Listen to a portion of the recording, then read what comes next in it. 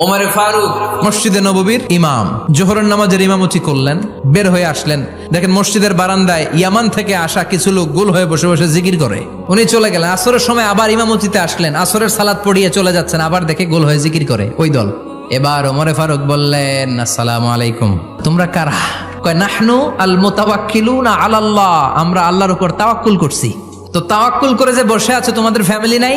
আর তোমরা যে বসে আছো তিনটা বেলা খাইলা কোত্থেকে? না রোজাদা। ইয়ামানি লোকগুলো বলে না রোজা রাখি নাই, খাইছি। ওমর বলল বড় আল্লাহর ওলি খানা করতে আইছে। আমাদের জিকির আর বুজুর্গি দেখে আশেপাশের লোকজন খানা দিয়া গেছে।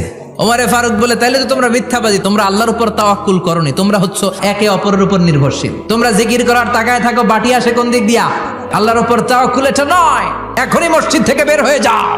এরপরে কোনোদিন নামাজের পর গোল হয়ে বসে থাকতে দেখলে পিটায়া মসজিদ থেকে তাড়াবো। এটা হচ্ছে ইসলামের বিধান। চিল্লা এখন ঠিক কিনা?